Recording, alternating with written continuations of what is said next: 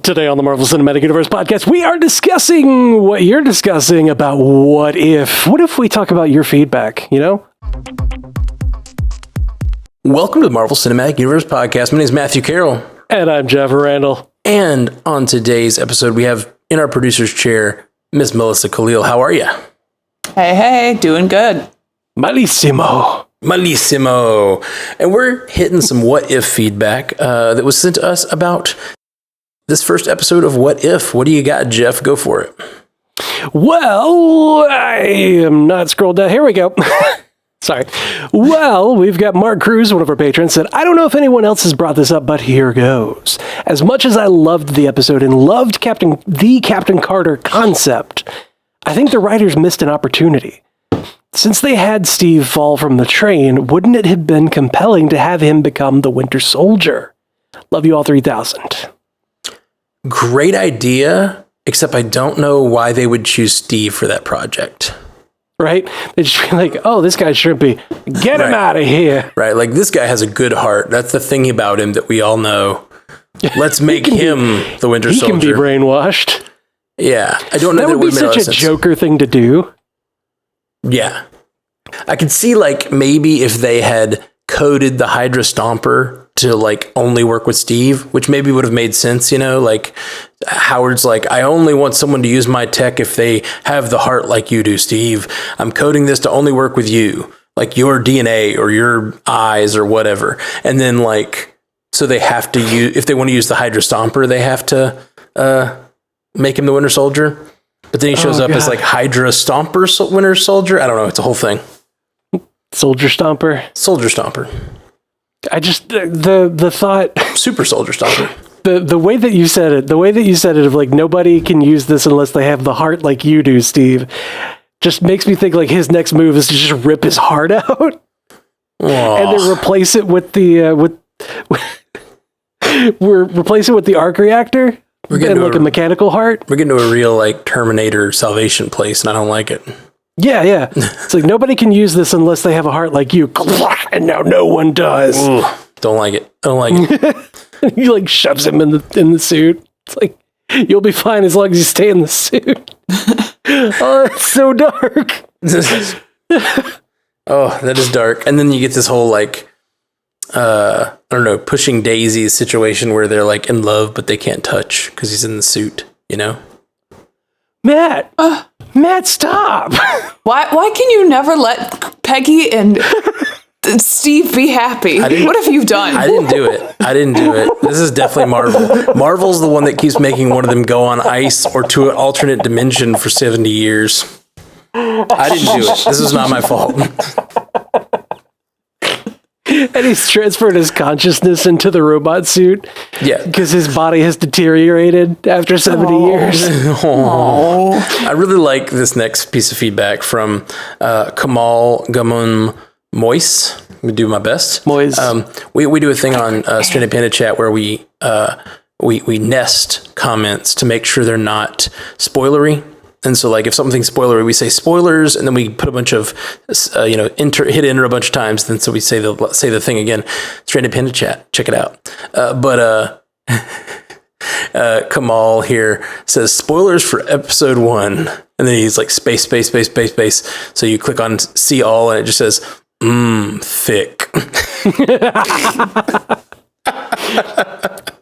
I too share that sentiment.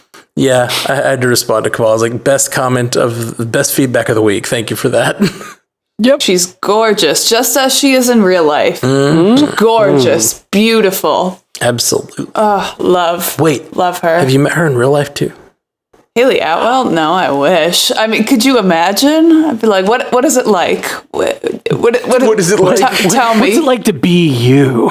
What's it like to be you and be in Chris Evans' presence and, be able to share a moment? You've touched that chest. Tell me. I saw it.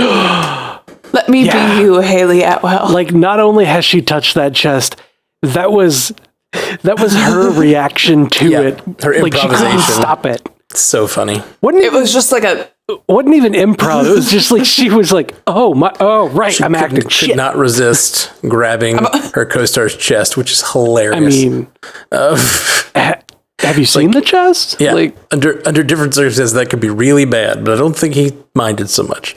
I think, it worked out. I think they were like, use it. Joe Johnston's just like, that was great. And she's like, yeah, that was improv. Lost in the character. Totally an adaptation I meant to do. Yep. I just wanted to see what you guys thought about it. Mm-hmm. Thank you for liking it. That was improvisation, not a reason to cancel me. Improvisation, not a reason to cancel me. Yeah. I mean, girl, I get it. Right? Like, true. He's a gorgeous man. Indeed. You made 100 TikToks about it. She's beautiful too. And I'm glad they transferred that over to the cartoon version, because she is beautiful as Peggy Carter in like the live action, I guess you would call it now, MCU. Mm-hmm.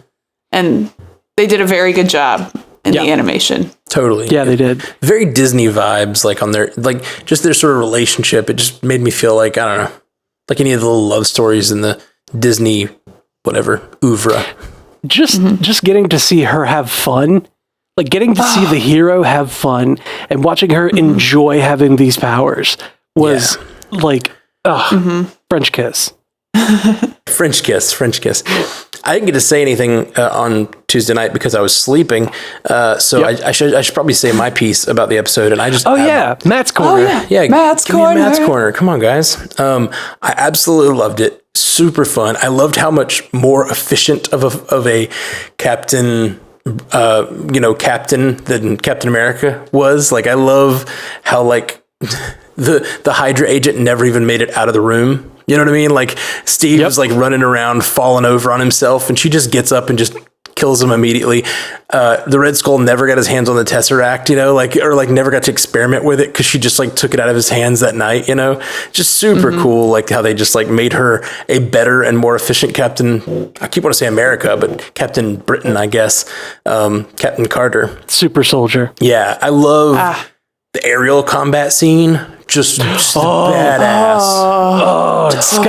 Scotty and I were saying, like, we completely missed that opportunity to talk about that in our episode, because like he said while we were doing the live watch, he typed in the chat, like, that is how you do a montage. Yeah. Because like that was incredible.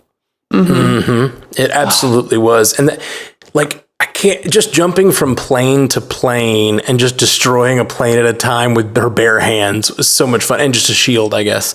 And then jumping onto Steve's back. Like, it's just super fun. Like, it's like weirdly like Captain America meets Iron Giant, like silliness. And I love it. I just love it so much. Yeah. I mean, it's kind of what, what we would see out of Captain America and Falcon if they were working together, or, if Cap and Tony ever worked out their differences, what we would have seen out of him and Iron Man, that same sort of thing. But, we never got around to having that sort of camaraderie between those characters. And now we do get that, because, it's like an early version of Iron Man. Mm-hmm. And a better version of Captain America. Oh my gosh. Have you guys seen the meme going around? No. I already know the one I feel like you're talking about. I'm kind of jumping topics a little bit, so maybe. But it's the meme of Peggy Carter waking up or coming through the portal, and Nick Fury being like, "We want the war's been over for 70 years," and then her saying, "Does Steve Rogers have a nephew?" I knew it.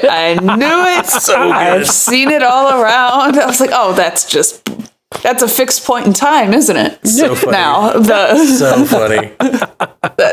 the super soldier has to, that's a fixed point in time, It's weird. It's real weird. I don't like that fixed point in time. No, that I don't like it. Doesn't even relate to gravity. I don't like it.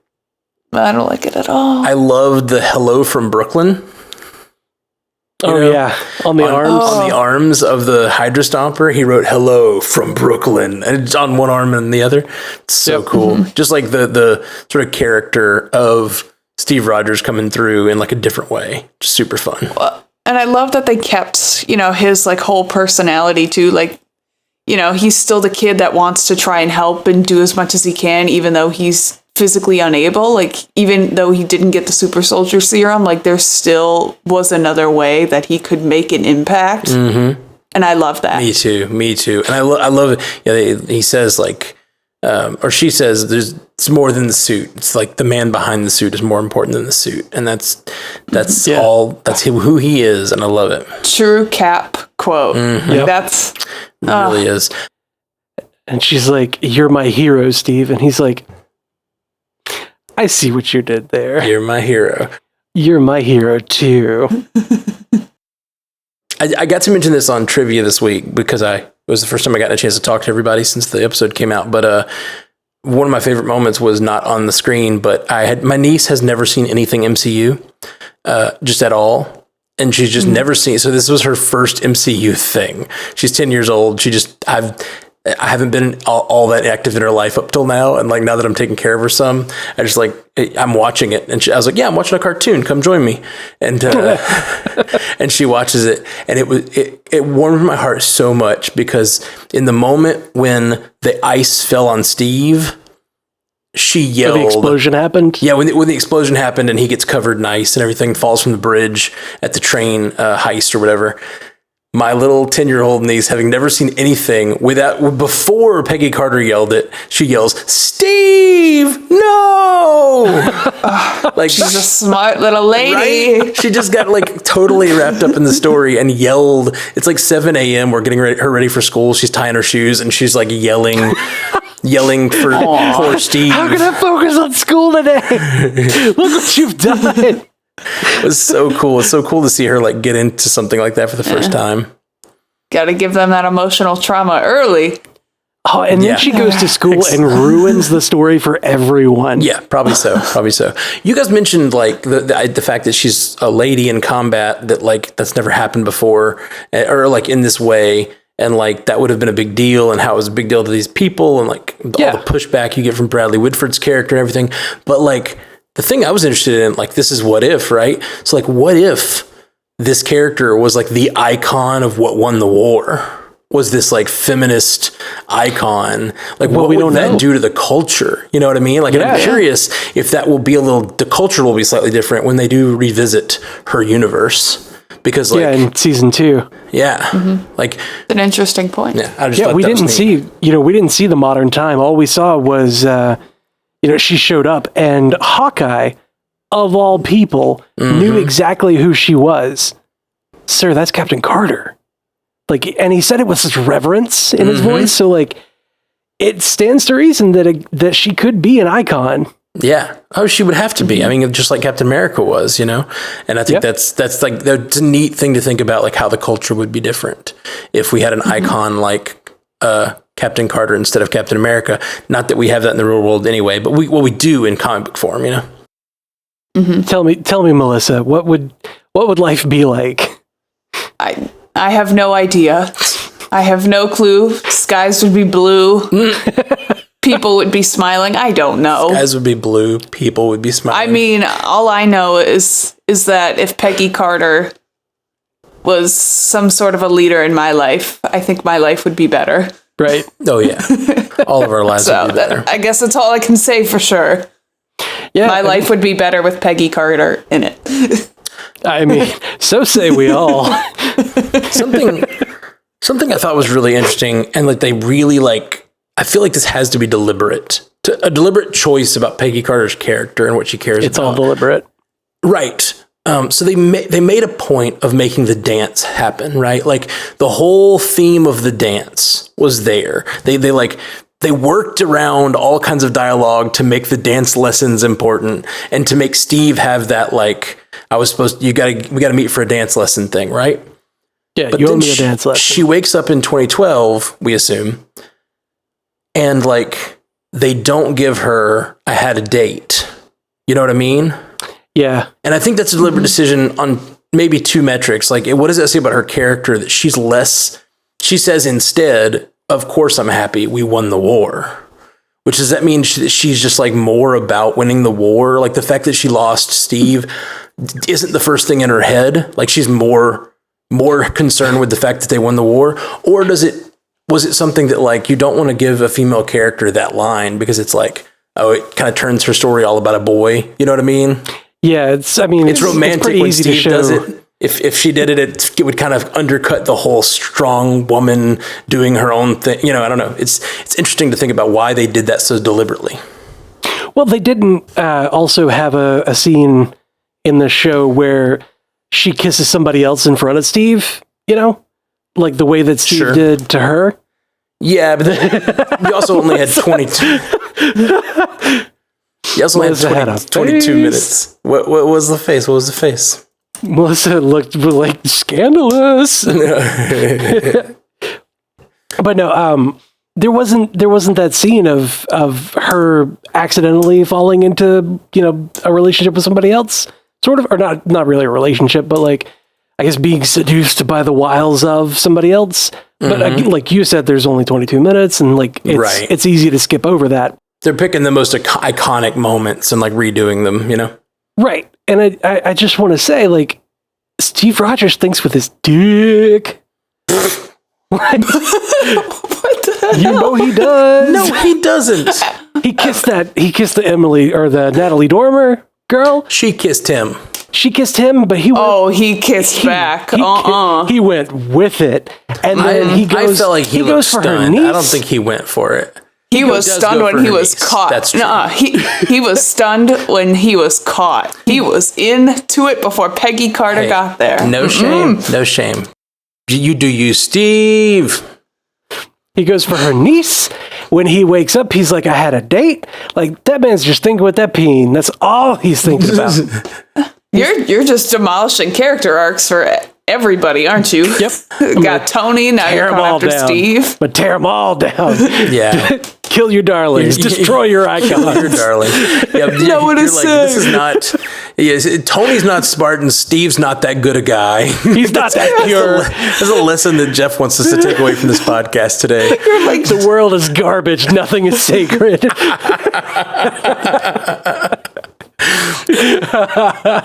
We've been going a long time. We got about 10 minutes left. Let's see these last two feedbacks. Like 10:30 p.m. Yep. It is indeed.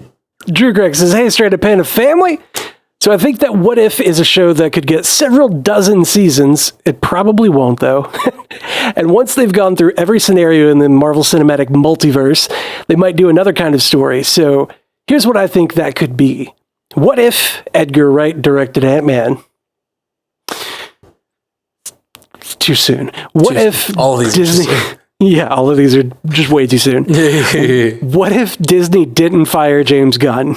It's literally just David Ayer's Suicide Squad 2. So that would be such a bummer. At this point, I'm so happy we got that Suicide Squad, even though it delayed Guardians. I love Suicide Squad so much. What if Inhumans was a movie?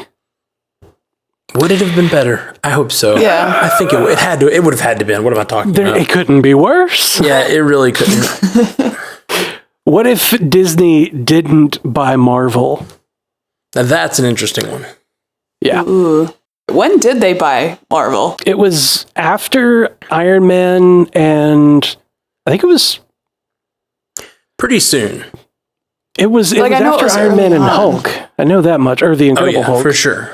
It was like 2009-ish. Like Iron Man 2 was their first movie, probably. Well, they were already in production for a lot of those, for sure. Yeah, it was 2009. Yeah, so it's right after.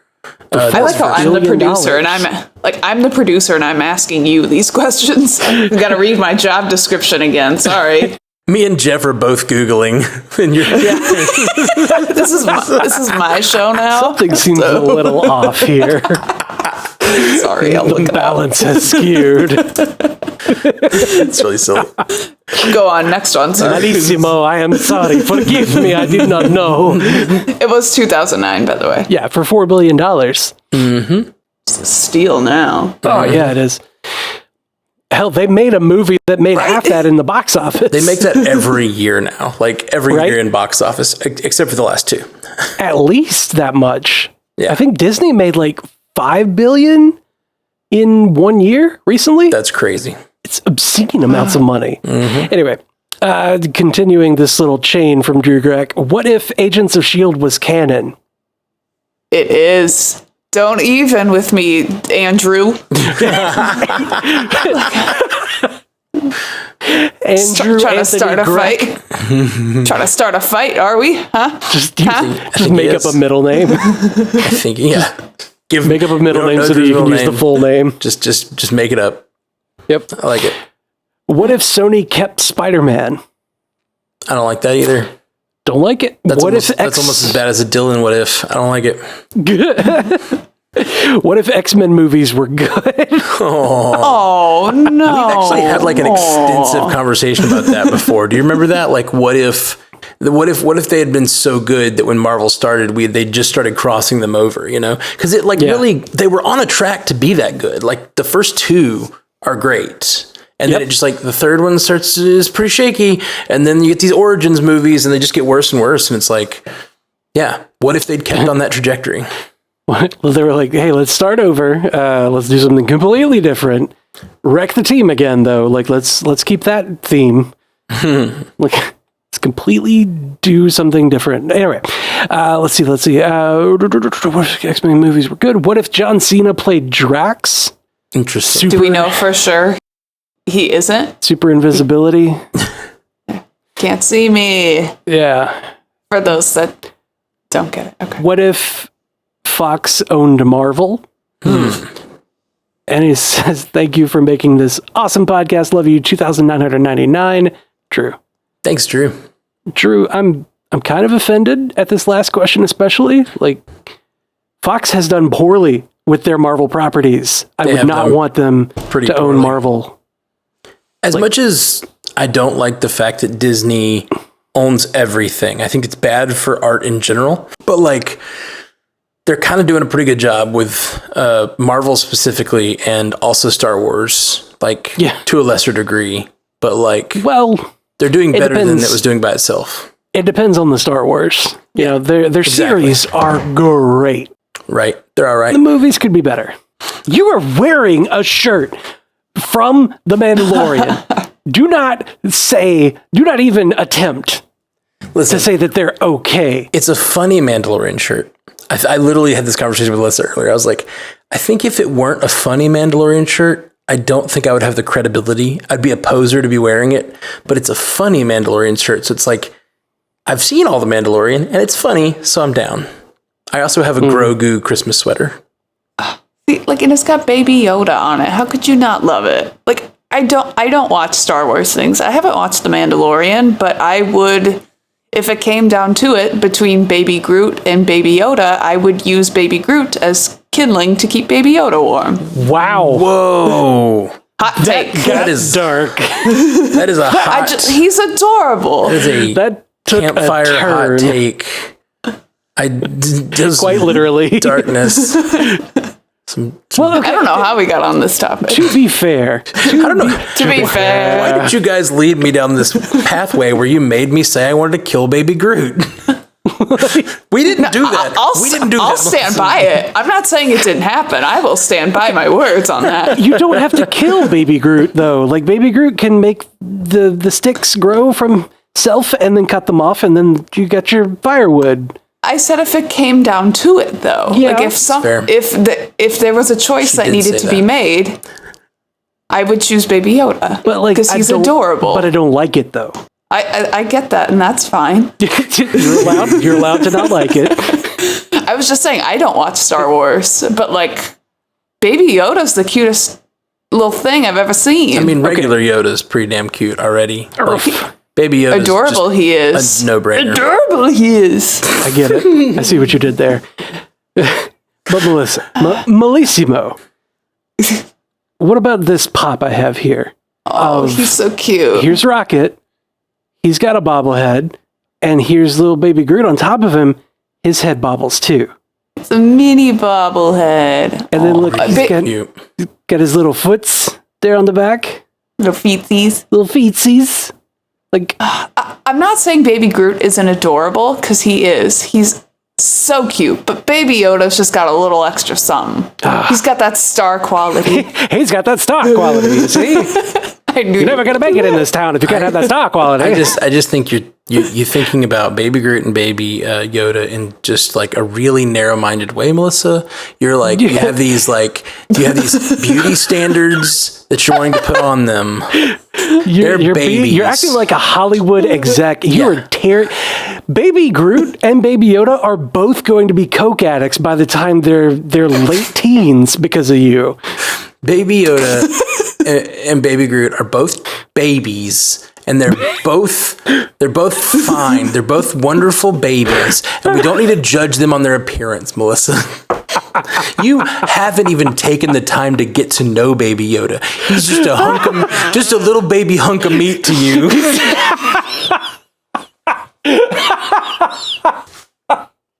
What happened? Where did this conversation go? I don't know. Like, how did this conversation get away from me? You did this to us, Melissa. I don't know what just happened. You're never gonna make it in this town with cheeks like that, kid. They gotta be pinchable, and you gotta have not splinters coming in. I can't pinch those cheeks. I get splinters. Yeah, I love that. Yeah. Love that. Oh my goodness. Oh my god, that took a turn. Yeah, what just happened? I don't know. Melissa's like, I blacked out. Did I threaten to kill any children? Hey, Ashley's not here. Someone's got to do it. It's one of the many things Ashley and I agree on. Oh my god. That babies are not all that. Unless they're cute. That's what you're saying. Unless they're cute babies. But most babies look like Martians. Truth. Okay. So what's this feedback? Back to What If? Huh? I don't know, man. Do we have any feedback? What is life anymore? Enrico Versace. That's such a good name. That is a great name. Enrico sent us an email. Hey, MCU Cast. I had a mostly positive reaction to the first episode of What If. The new story beats were very creative, the action scenes were awesome, and I can't wait to see what they do with her as the series continues. However, can't just stop there, Enrico? Like, why we got to do it like this? However, I did have a couple issues. I found it weird that some scenes in the beginning that weren't even affected by her choice still happened differently. Like when Red Skull was looking for the Tesseract, or how Peggy's whole group followed Peggy when she made the choice to not go into the booth, putting everyone outside the booth.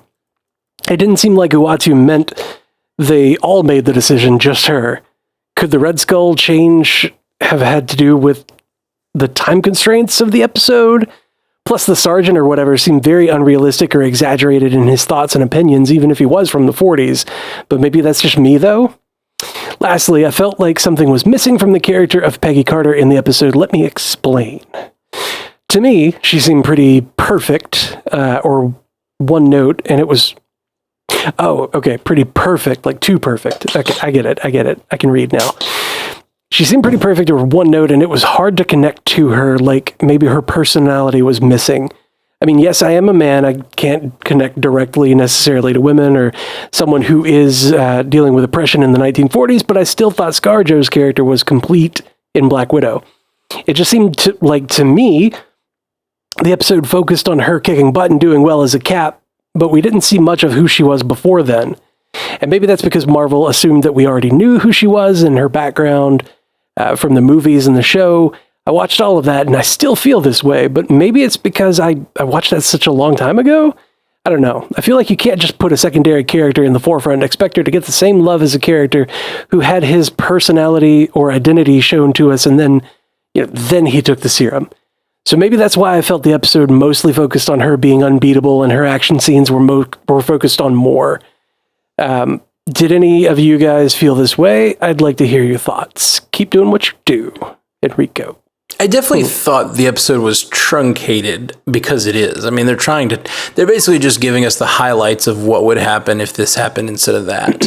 But it does seem that there's a lot of changes that were not related, like the fact that Tommy Lee Jones' character is totally missing. He got shot. Wait, in the episode? Yeah, he got shot. Tommy Lee Jones? Yeah, that's when she was like, no! And then Steve jumped up, and he got shot, and she took out the guy. I missed him. He didn't speak, right? Right. Okay. And that's probably why, is because Tommy Lee Jones didn't come back, so they shot him. For some reason, I did not see his character in that group, but it took me 2 watches to catch him. Okay, because he was like, I've seen it twice, and that was it. Didn't catch him. Okay, but yeah, I think that most of this is just related to not seeing the character enough, and those of us who watched Agent Carter, this TV series, definitely have a greater affection for Peggy than someone who's just seen the movies. But even someone who's just seen the movies, I feel like her character is pretty well fleshed out in the first Avenger. Absolutely.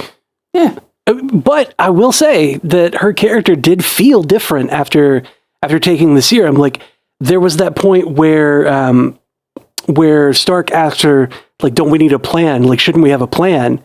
And she's like, who needs a plan? I have a shield. And that was very much not something Peggy would have done, before, pre-serum or whatever. Well, they talk about it. Like, you've always been a fighter on the inside. Now your body just matches the inside. Like, so now the inside matches the outside. Now you're just being a little more brash and a little more of an attacker. Right. And it feels like part of her embracing that physical change was, kind of almost forgetting who she was before, with being, more tactical. Like she said, I always used to be so much more covert, or I'm usually so much more covert. It feels like she kind of embraced that brash attacker, Captain America, or not Captain America, but the super soldier, strong person, smash face thing. Like, I can't be stopped, so I don't need a plan. Right. And it feels kind of like that moment in the castle of, fighting against the giant calamari, as Bucky put it. Like, that was probably her humbling moment of like, no, maybe I should be, a little more tactical. Maybe I do need to watch out, because I'm not invincible. Yeah. Did you maybe skip 70 years? Maybe I should work on that next time. Yeah. Oops. Whoops. Lost everyone I ever loved or cared about. Got him.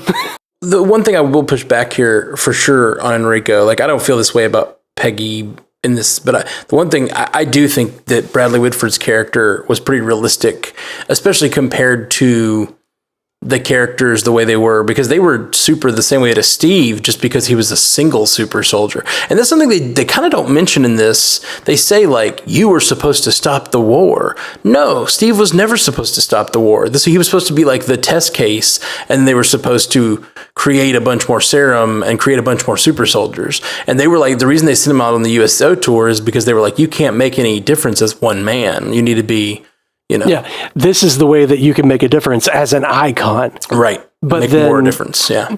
Yeah, and then Peggy being a woman, everyone in the crowd would look at her the same way, with, that oppressive 40s outlook of like, what's a woman going to do? Like, she's lifting so much weights. Like, obviously she's just a gimmick. She's they were already doing clown. that to Steve. Yeah, they were already doing it to Steve. So add being a woman on top of that in the 40s. Yeah, this is believable to me. Yeah. So she had to prove herself. I hate to push back on anything, and I hate to be like, no, this is how women were oppressed. But a man in the 2000s, right? But I feel like they did a pretty solid job compared to like what we saw in the Agent Carter show, and what we saw in the one shot, and what we saw in the movie the first Avenger. Yeah, like, makes sense to me. And then how women have still been oppressed as time has gone on. Like, it's all there. Except maybe not in Captain Carter's world. Well, I mean, maybe she changed the whole thing. Yeah. In that verse, it might be. Yeah, I thought you meant like in the world where she, like, in her mind, she's like, I don't have to be oppressed because. No, I'm talking about the comments about the culture earlier. We're talking about how it could be different. It kind of reminds me of that scene in Captain Marvel where the guy was like, "Come on, just smile," Yeah. And then we see her like with the bike later, or his map and everything. Like, took it all. It is now very well known. Like, and I mean, obviously, women have always known it, but I feel like it became well known in the last few years how not okay it is for you to be like, why aren't you smiling, Like you should smile more or whatever. Like that's a very You'd be so much prettier if you smiled. yeah, stuff like that. Like That's the one. yeah, that's particularly bad. Because that's what I'm aiming to do. There's a Bruno Mars song from his first album. It's whatever. A pretty girl like you should always be smiling or something like that is a line in the song. It's just funny how like it slides under the radar because it's in song and like, yeah.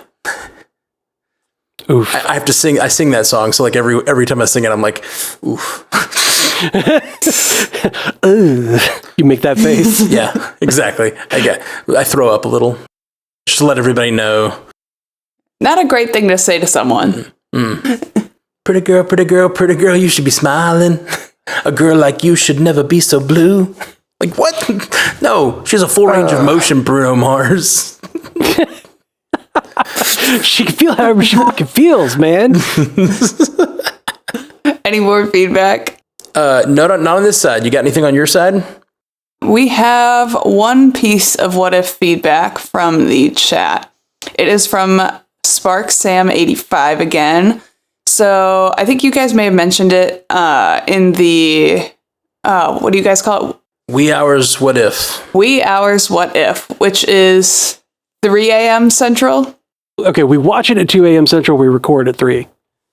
Okay. Yeah. Or it's 22 minutes now, so we'll probably be recording more at like 2:30 if we can get it going.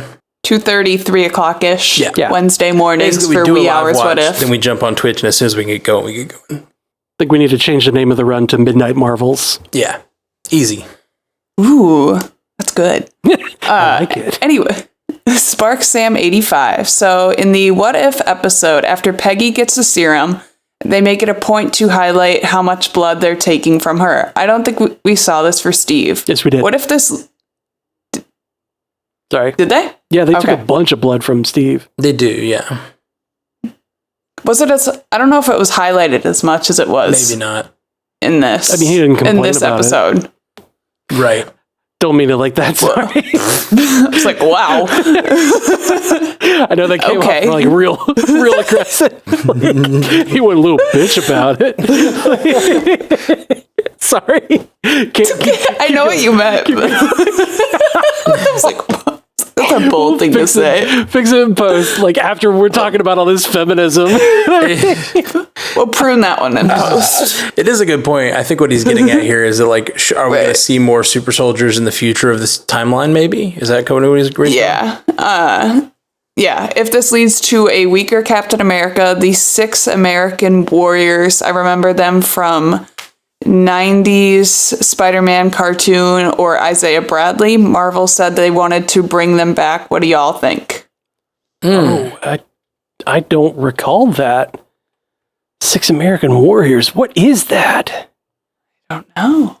You're supposed to be our comics expert here. He said cartoon. 6 American And I have never claimed to be the comics expert. Like, I read Wikipedia. He knows more than times. Matt is all he ever claims, which is very true. There's a low bar to clear. Low bar to Just- clear. Giving it a quick goog, it looks like the 6 American warriors team up with Spider-Man to stop Kingpin from activating the Doomsday device. Was a story in one of the Marvel animated shows. Okay, the Spider-Man animated series. Okay. But he says Isaiah Bradley. This definitely could lead to more super soldiers. I don't know what they're going to do with it. But, like, I mean, apparently Steve's blood led to other super soldiers and more experimentation with the serum. So clearly this could too. How else do you have Discovery, right? True. Experimentation. Discovery requires experimentation. That's right. So many Agents of S.H.I.E.L.D. callbacks. Yep. I like the Daniel Whitehall. It's a good one. It's a good one for sure. All right, guys. Well, it sounds like that's about our time for today. Any plugs we need to throw out before we head off? Just trivia, I guess, on Wednesdays. Yeah. Those of you who, want to get a little bit more involved in the Panda community, we do trivia on Wednesday nights, starting at 7 o'clock p.m. Central. Matt will play some songs on Twitch at twitch.tv/strandedpanda/strandedpanda. Twitch.tv/strandedpandatv. Okay. Not confusing at all. There you A go. little tricky. And then 7:30 we do trivia, which this week's trivia is Spider-Man Homecoming is the focus movie. Yeah. So it's a ton of fun. Then we hang out on Zoom after and just, make jokes and talk about stuff and have an awesome time. We had a grand time this past week. We really did. We had so much fun. A lot. We laughed a lot. It's really fun. And when we say we hang out on Zoom, we mean like we drop the Zoom link in the Twitch bar and just let everybody join in, like everyone from the audience. So if you just want to come hang out with us, it's a really super fun way to do it. We just hang out every Wednesday night. I was laughing about the baby thing earlier today with Julie.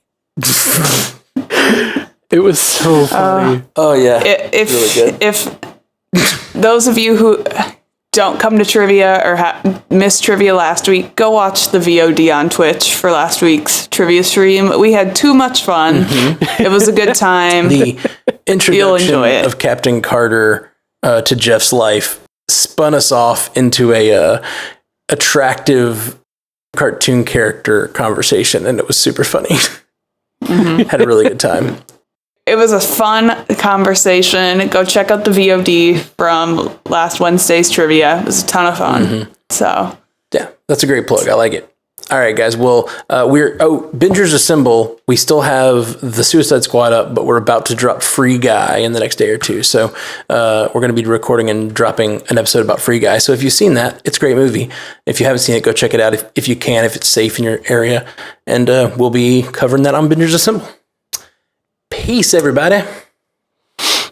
Until next time, true believers. Thank you for joining us for the Marvel Cinematic Universe podcast. Available everywhere you get podcasts, and now a video version streaming live on twitch.tv/strandedpandatv and available at youtube.com/strandedpanda. And if you'd like to learn more about all of our other podcasts, geeky projects, and ways to support the network, visit strandedpanda.com.